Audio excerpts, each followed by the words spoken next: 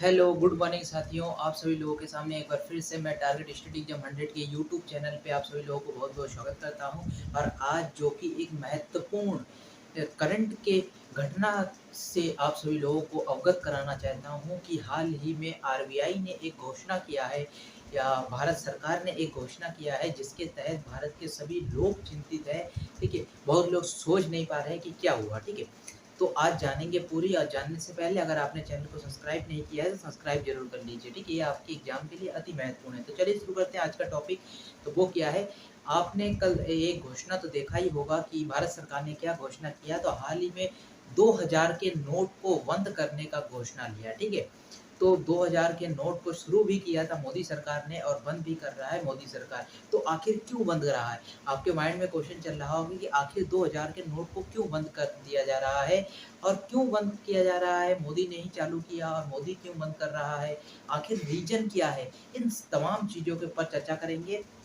आपके जो भी माइंड में क्वेश्चन बन रहा है सबको दूर करेंगे। साथ ही में आरबीआई का गठन जो हुआ था सब आज खत्म कर देंगे। ठीक है, तो चलिए शुरुआत करते हैं। तब तक देखते रहिए, चैनल के साथ जुड़े रहिए, शेयर कर दीजिए वीडियो को। ठीक है, तो देखिए आरबीआई आरबीआई मतलब भारत सरकार। आरबीआई मतलब होता है रिजर्व बैंक ऑफ इंडिया। ठीक है, इसके बाद आते हैं कि आरबीआई ने, ठीक है, अभी नया फैसला लिया है। तो वो क्या है कि उन्होंने 2000 के नोट को लीगल टेंडर से बाहर कर दिया है। मतलब कहने का क्या मतलब है कि सरकार ने यह फैसला लिया है कि भारत में अब 2000 के नोट का चलन नहीं होगा। ठीक है, 2000 के नोट को बंद किया जाएगा। ठीक है, तो देखिए न्यूज में चर्चित क्या है कि जो आरबीआई है वो 2000 के नोट को चलन से बाहर कर रही है, मतलब लीगल टेंडर से बाहर कर रही है। ठीक है, अभी भी लीगल टेंडर है। मतलब कहने का मतलब है कि अगर आपके माइंड में अगर ये क्वेश्चन आ रहा है कि क्या अभी इस टाइम चलन से बाहर या लीगल टेंडर से बाहर, का मतलब ये है कि आरबीआई आरबीआई 2000 के नोट को मतलब बंद कर रही है। जिस डेट तक दिया गया है कि इस डेट तक बैंक में जमा कर दीजिए, नहीं तो अगर वो जमा नहीं करते हैं तो उसके बाद में वो रद्दी हो जाएगा। उससे कोई भी आपको उससे कोई भी फायदा नहीं होने वाला है, कोई दुकान पे नहीं चलेगा। ठीक है, तो तमाम चीज़ जानेंगे कि वर्तमान समय में क्या वो लीगल है। तो हाँ, इस टाइम में अगर कहें तो इस टाइम में 2000 के नोट आपको फ़ायदा मिलेगा। 2000 के नोट चलन में है, चल रही है 2000 के नोट। लेकिन एक डेट दिया गया है, वो क्या है तो देखेंगे। देखिए, आरबीआई ने 2000 के नोट को चलन से बाहर करने का नया फैसला लिया है। अभी वर्तमान समय में लीगल टेंडर में है, लेकिन एक डेट दिया गया है। ठीक है, लीगल टेंडर से बाहर करने का घोषणा किया है। और फिर आरबीआई से पूछा गया कि आप ये किसके तहत कर रहे हैं। ठीक है, क्या कोई भी पूछ सकता है ना कि जो आप ये 2000 के नोट को बंद कर रहे हैं ये किसके तहत बंद कर रहे हैं। उन्होंने कहा कि क्लीन नोट पॉलिसी के तहत हम 2000 के नोट को लीगल टेंडर समाप्त कर रहे हैं। ठीक है, फिर उसके बाद आता है कि उन्होंने डेट कब दिया। अब ऐसा तो नहीं कि आज ही हम नोट बंद कर देंगे, कल को नोट नहीं चलेगा तो घाटा हो जाएगा। जैसे अगर हमारे पास 2000 के नोट है, अभी आप घोषणा कर रहे हैं तो वो तो खराब हो गया। तो आरबीआई क्या कह रहा है? आरबीआई कह रहा है कि हमने अब 2017 के बाद 2000 के एक भी नोट नहीं छापे हैं। ये बात सत्य है कि आरबीआई ने जितने भी 2000 के नोट छापा है, वो 2017 से पहले जितने भी छापा था। 2016 में 2016 में नोटबंदी हुआ था और 2016 के बाद 2017 में आरबीआई ने 2000 के नोट को लॉन्च किया।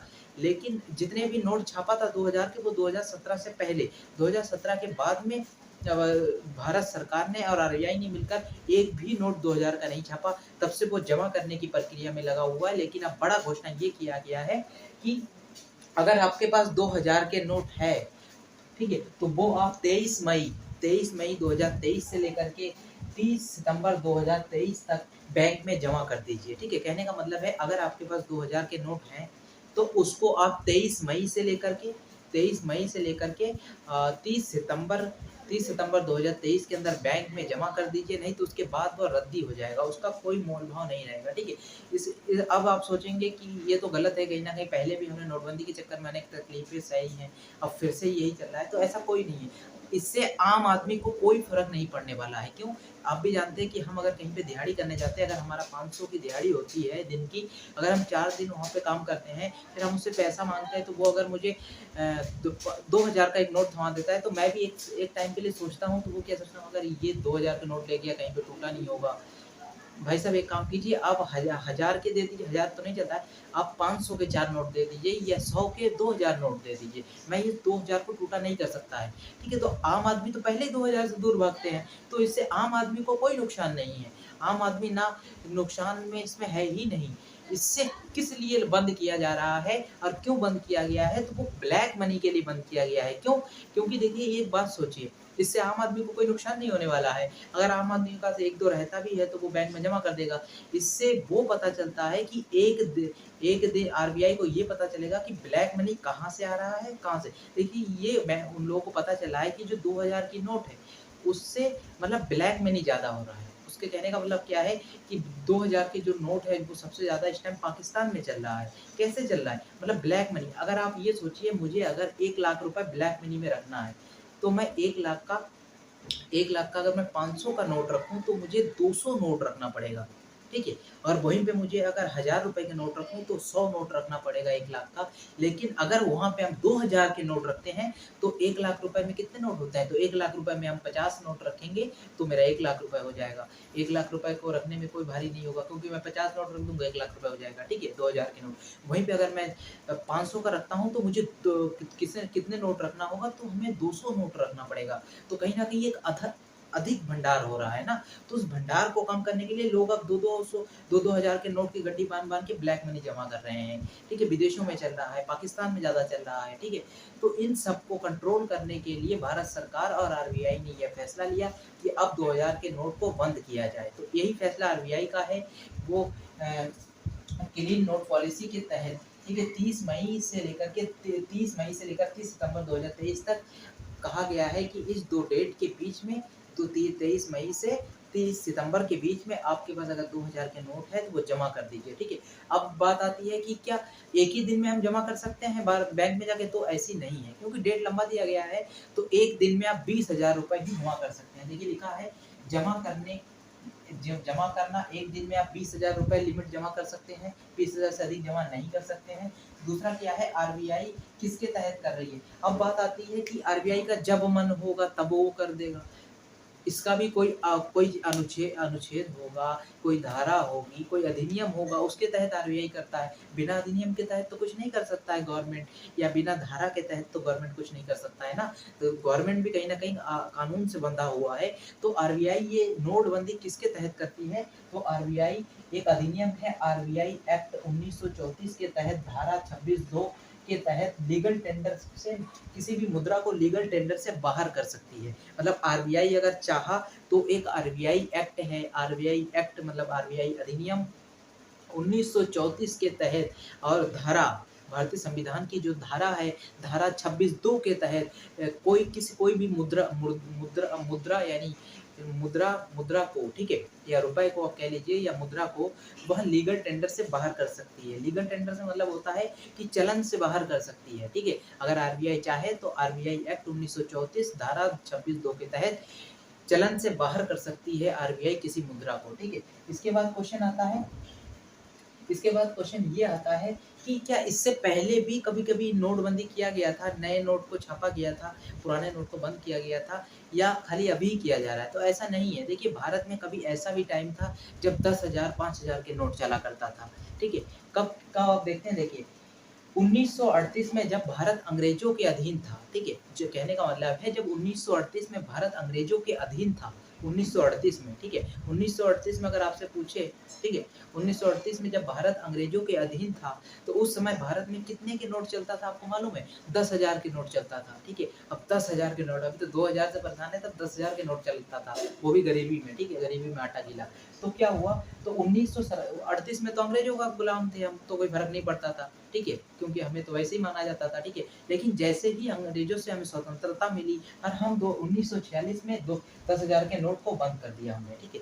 हमने 10,000, तो अगर आपसे पूछे भारत में 10,000 के नोट कब चला था, तो 1938 में लागू किया गया था अंग्रेजों के द्वारा, और 1946 में उसे बंद कर दिया गया, ठीक है? उसके बाद फिर 1954 में, फिर 1938 में चालू किया 10,000 के नोट, और 1946 में फिर 10,000 के नोट को बंद कर दिया। अगर पूछे फिर से लागू कब किया गया है, तो 1954 में 1954 में 10,000 के नोट को फिर से चालू किया गया है और उसके साथ में एक नए नोट को छापा गया है, तो वो क्या है, तो वो हो जाएगा 5,000 के नोट, ठीक है। 10,000 को तो फिर से चालू कर दिया और साथ में एक नया नोट छापा, वो कौन-सा है, तो 5,000 का नोट, ठीक है। उसके बाद क्वेश्चन आता है कि फिर से बंद किसी ने बंद किया होगा, तभी तो हमारे पास फिर हमें 500 के और 1000 के नोट मिले, ठीक है। तो वो है 1978 में। 1978 में किसकी गवर्नमेंट था, तो 1978 में मोरारजी देसाई का गवर्नमेंट था। तो मोरारजी देसाई के गवर्नमेंट ने क्या किया, 10,000 के नोट और 5,000 के नोट को फिर से बंद कर दिया, उसके बाद 500 और 1000 के नोट चालू किया, ठीक है। उसके बाद क्या हुआ, उसके बाद 8 नवंबर 2016 की घटना तो आप नहीं भूल सकते हैं भाई साहब, क्योंकि 8 नवंबर 2016 की वह घटना, जब हमें रात को 8 बजे हम टीवी में कुछ देख रहे थे, टीवी में हम न्यूज़ सुन रहे थे, तो अचानक एक खबर आ गया प्रधानमंत्री नरेंद्र मोदी की घोषणा लाइव, ठीक है, कि कल सवेरे आज रात 8 बजे के बाद भारत में 500 और 1000 के नोट को बंद किया जा रहा है। तो जल्द से जल्द आप सभी बैंक में आइए और अपनी मुद्रा को जमा कीजिए, ठीक है। तो उस घटना को आप नहीं भूल सकते हैं। तो अगर आपसे पूछा जाए भारत में नोटबंदी मोदी ने कब किया था, तो वो हो जाएगा 8 नवंबर 2016 को प्रधानमंत्री नरेंद्र मोदी ने 500 और 1000 के नोट को बंद कर दिया था, यानी बैंक में जमा करवाने के लिए कह दिया था रात के 8 बजे। फिर उसके बाद 2016 में मोदी ने कौन सा नोट छापा, जब 500 1000 के नोट बंद किया तो कोई नया नोट छापा होगा, तो वो था 500 के नोट और 2000 के नोट को मोदी ने फिर से लॉन्च किया 2016 में, ठीक है। 2016 में नोटबंदी किया और 2016 में फिर से उन्होंने 8 नवंबर 2016 को उन्होंने नया नोट दिया भारत के लोगों को, वो कौन सा था, 500 और 2000 के नोट को दिया था। लेकिन 500 के नोट तो उन्होंने निरंतर छापता रहा, लेकिन 2000 के नोट वो 2017 तक ही छापा, क्योंकि 2017 के बाद उसे पता चलने लगा कि 2000 के नोट को आम आदमी के लिए ना लाभ है, ना फायदा है, ना घाटा है, ठीक है। तो 2000 के नोट का कहीं ना कहीं ब्लैक मनी में यूज होगा, ठीक है। जैसे मैंने आपको बताया 1 लाख रुपए किसी को ब्लैक मनी में रखना है, तो वो 50 नोट रख देगा तो 1 लाख हो जाएगा, और वहीं पे अगर 500 के नोट 200 रखना पड़ेगा, तो वो क्या करेगा, बड़ा पैसा रखेगा और कम जगह घेरेगा, ठीक है। तो इसीलिए ब्लैक मनी यूज होने के कारण पे उसे फिर 2017 के बाद छापना बंद कर दिया था। अब भारत सरकार ने और आरबीआई ने मिल करके अधिनियम 1934 और धारा 26(2) के तहत लीगल टेंडर से यानी चलन से बाहर कर दिया है 2000 के नोट को। और वो डेट कब दिया गया है, तो 23 मई से लेकर के 30 सितंबर के बीच में आप बैंक में जाके इसको जमा कर दीजिए। एक दिन में आप 20,000 रुपए ही जमा कर सकते हैं, ठीक है। तो ये था पूरा न्यूज में चर्चित खबर। आरबीआई क्या है, क्या 2000 की नोट है, क्या क्या कर रहा है सरकार, जो बवाल मचा हुआ है, सब यही है, ठीक है। इसके बाद हम लोग थोड़ा जानने की प्रयास करते हैं कि जब इतना पढ़ लिए हैं तो आरबीआई के बारे में जान लेते हैं। आरबीआई क्या है, कैसे इसका गठन हुआ, ठीक है, ठीक है। तो अब थोड़ा जानते हैं कि आरबीआई क्या है, आरबीआई की स्थापना कब किया गया, कौन थे इसके पहले गवर्नर। तो देखिए आरबीआई आरबीआई का फुल फॉर्म होता है reserve bank of India, reserve bank of India, ठीक है। ये है आरबीआई का फुल फॉर्म कि रिजर्व बैंक ऑफ इंडिया, ठीक है। इसके बाद आता है कि इसका लोगो क्या है, इसका लोगो है रॉयल बंगाल टाइगर, ठीक है। इसका लोगो क्या है, रॉयल बंगाल टाइगर या ताड़ का पेड़, ठीक है, ताड़ का पेड़, पाम ट्री जिसे कहते हैं, पाम ट्री कहते हैं इंग्लिश में, ठीक है। पाम के ट्री या रॉयल बंगाल टाइगर इसके आरबीआई के लोगो हैं और RBI reserve bank of India है। फिर क्वेश्चन आता है कि आरबीआई की स्थापना किस कमेटी की सिफारिश पर किया गया, ठीक है। आरबीआई की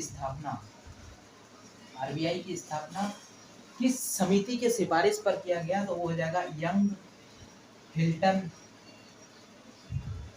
कमेटी, ठीक है। तो आरबीआई की स्थापना किस कमेटी के सिफारिश पर किया गया, तो वो हो जाएगा यंग हिल्टन कमेटी के सिफारिश पर। फिर क्वेश्चन आता है कि आरबीआई की स्थापना किस अधिनियम से किया गया, ठीक है। तो इसके बाद क्वेश्चन आता है कि आरबीआई की स्थापना किस अधिनियम से किया गया। अधिनियम हो जाएगा एक्ट हो जाएगा, कौन सा एक्ट हो जाएगा 1934 के तहत, ठीक है। तो अगर आपसे क्वेश्चन पूछे आरबीआई की स्थापना किस अधिनियम से किया गया, तो आरबीआई की स्थापना 1934 के अधिनियम से किया गया। 1934 के एक्ट के तहत आरबीआई की स्थापना किया गया और आरबीआई का पूरा नाम है रिजर्व बैंक ऑफ इंडिया। लोगो है रॉयल बंगाल टाइगर या पाम ट्री, ठीक है। फिर आता है कि आरबीआई की स्थापना किस कमेटी के सिफारिश पर किया गया, तो वो हो जाएगा यंग हिल्टन कमेटी की सिफारिश पर। फिर अब क्वेश्चन आता है कि आरबीआई की स्थापना किस डेट को किया गया है, ठीक है। तो वो डेट था 1 अप्रैल 1900 1 अप्रैल 1935, ये था स्थापना डे, ठीक है। तो अगर आपसे आरबीआई का अधिनियम पूछे किस अधिनियम के तहत स्थापना हुई थी, तो वो हो जाएगा 1934 के तहत। लेकिन वो तो लाया गया था अधिनियम, फिर आरबीआई की स्थापना यानी लागू कब किया गया है कि अब आरबीआई बैंक होगा, तो वो होगा 1 अप्रैल 1935 में आरबीआई का स्थापना किया गया। और फिर आरबीआई का नेशनलाइजेशन यानी राष्ट्रीयकरण कब किया गया, तो आरबीआई का राष्ट्रीयकरण कब किया गया, राष्ट्रीयकरण आरबीआई का राष्ट्रीयकरण किया गया कब, तो वो हो जाएगा 1 जनवरी 1949 में किया गया, ठीक है। तो अगर आपसे क्वेश्चन पूछा जाता है कि आरबीआई किस अधिनियम से लाया गया, 1934 के अधिनियम से। आरबीआई का गठन कब किया गया, तो वो 1 अप्रैल 1935 में। लेकिन अगर आपसे पूछे आरबीआई का राष्ट्रीयकरण कब हुआ, तो आरबीआई का राष्ट्रीयकरण हुआ था 1 जनवरी यानी 1/1/1949 को, ठीक है। फिर अगर आता है आरबीआई के पहले गवर्नर कौन थे, आरबीआई के पहले गवर्नर कौन थे, ठीक है। आरबीआई के पहले ब्रिटिश गवर्नर अगर पूछे तो हो जाएगा ऑसबॉर्न, ठीक है, ऑसबॉर्न, ठीक है। अगर आरबीआई के पहले गवर्नर पूछे तो पहले जो ब्रिटिश गवर्नर थे 1935 में भारत आजाद नहीं हुआ था, तो उस टाइम पे गवर्नर कौन था, तो वो हो जाएगा ब्रिटिश गवर्नर थे ऑसबॉर्न, ठीक है। फिर उसके बाद आता है कि पहले भारतीय कौन थे, तो पहले भारतीय थे सीडी देशमुख, ठीक है। अगर आपसे पूछा जाए आरबीआई के पहले भारतीय गवर्नर कौन थे, तो वो हो जाएंगे सीडी देशमुख, ठीक है, ठीक है, देशमुख हो जाएंगे पहले भारतीय गवर्नर। फिर अगर आपसे पूछे कि वर्तमान समय में आरबीआई के गवर्नर कौन है, तो वर्तमान समय में आरबीआई के गवर्नर हैं वो 25वें नंबर है शक्तिकांत दास, ठीक है। तो आरबीआई के वर्तमान कौन है, तो आरबीआई के वर्तमान गवर्नर कौन है, 25वें नंबर के, ठीक है, 25वें नंबर के हैं वो कौन है, शक्तिकांत दास, ठीक है। तो ये था पूरी आरबीआई की घटना जो अभी न्यूज में चर्चित है कि 2000 के आखिर 2000 के नोट को क्यों बंद कर दिया गया, आखिर क्या घटना थी। तो मैंने पूरी घटना पहले समझा दिया है आपको, उसके बाद मैंने क्या किया कि ये सब जब हमने समझा ही दिया है तो जरूरी हो जाता है कि पेपर में आ सकता है क्वेश्चन कि आरबीआई की स्थापना कब हुआ था, किस समिति की सिफारिश पर हुआ था, कब इसका राष्ट्रीयकरण हुआ, पहले इसके अध्यक्ष कौन था, पहले ब्रिटिश अध्यक्ष कौन था, पहले भारतीय कौन था, अभी वर्तमान समय में कौन हुआ, किस कमेटी की सिफारिश पर किया गया है, आरबीआई का लोगो क्या है, ये सब पूछ सकता है। तो मैंने इसके साथ में ये भी जोड़ दिया कि आरबीआई को कहते हैं रिजर्व बैंक ऑफ इंडिया।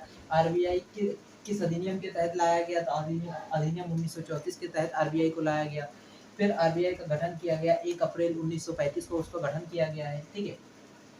और आरबीआई को किस कमेटी के सिफारिश पर भारत में मतलब लाया गया, तो वो हो जाएगा यंग हिल्टन कमेटी की सिफारिश पर आरबीआई का गठन किया गया। फिर आता है इसका लोगो क्या है, तो रॉयल बंगाल टाइगर या पाम ट्री इसका लोगो हो जाएगा।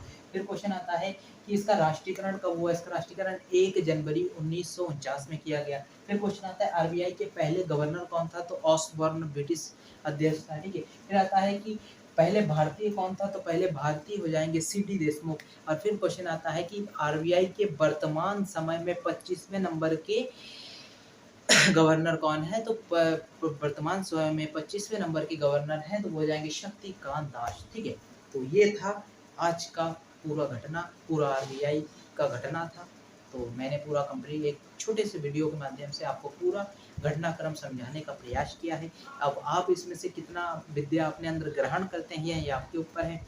अगर वीडियो अच्छा लगे है तो चैनल को सब्सक्राइब कर लीजिएगा, ठीक है, लाइक कर दीजिएगा सेशन को और कमेंट करके बताइएगा कैसा लगा है, ठीक है। और मैं देखिए अभी 24 तारीख से हमारे यहाँ सेशन शुरू हो जाएगा, तो आप देख सकते हैं और क्या कहते हैं रिमाइंडर लग चुका है, आप जाके थंबनेल देख सकते हैं कब कौन सा क्लासे होंगी, ठीक है। और इसके बाद मैं क्या करने जा रहा हूँ, एक 5-6 घंटे में इंडियन पॉलिटी का वीडियो लाने जा रहा हूँ, जिसमें एकदम कंप्लीट इंडियन पॉलिटी होगा, ठीक है? उससे बाहर कोई भी एग्ज़ाम में कोई भी आपसे कोई क्वेश्चन इंडियन पॉलिटी का नहीं पूछा जाएगा, चाहे आप एसएससी की तैयारी कर रहे हैं, बैंक की, रेलवे की या डिफेंस की, ठीक है? एयरफोर्स, नेवी, आर्मी हो गया, या आप कह सकते हैं कि यूपीएससी, एनडीए, सीडीएस की तैयारी कर रहे हैं या स्टेट पीएससी की तैयारी कर रहे हैं, जहाँ पे भी जीके पूछा जाता है, वहाँ अगर पॉलिटी पूछा जाता है तो पॉलिटी से उससे बाहर क्वेश्चन नहीं आएगा। आप एक बार देख लीजिएगा, नोट कर लीजिएगा। फिर उसके बाद मैंने देखिए मैं क्या करना हो, मैंने आधुनिक भारत तो समाप्त कर दिया है, मॉडर्न हिस्ट्री, ठीक है? अब क्या कर रहा हूँ, मध्यकालीन इतिहास को लाने का प्रयास कर रहा हूँ, ठीक है? तो मध्यकालीन इतिहास यानी मेडिवल हिस्ट्री 712 से लेकर 1707 तक मैं पढ़ाऊँगा। फिर उसके बाद मैं एंशिएंट हिस्ट्री को पढ़ाऊँगा। एंशिएंट हिस्ट्री को पढ़ाने के बाद फिर से मैं मॉडर्न हिस्ट्री को पढ़ाऊँगा, ठीक है? तो चैनल को आपके लिए ज़रूरी है, आपके एग्ज़ाम के लिए, तो चैनल को सब्सक्राइब, लाइक, शेयर ज़रूर कर दीजिएगा। अपने दोस्त के पास इस सेशन को ज़रूर शेयर कर दीजिएगा, जिसको नहीं पता है कि 2000 के नोट क्या मामला, ठीक है? जय हिंद, जय भारत। मिलते हैं नेक्स्ट वीडियो के साथ, ठीक है? अगर आपको नोट्स चाहिए तो टारगेट स्टडी एग्जाम 100 के टेलीग्राम चैनल को ज्वाइन कर लीजिएगा, डिस्क्रिप्शन में लिंक दिया होगा, या मेरे इंस्टा आईडी राज के 857 पर मैसेज कीजिए, ठीक है? जय हिंद, मिलते हैं नेक्स्ट वीडियो के साथ।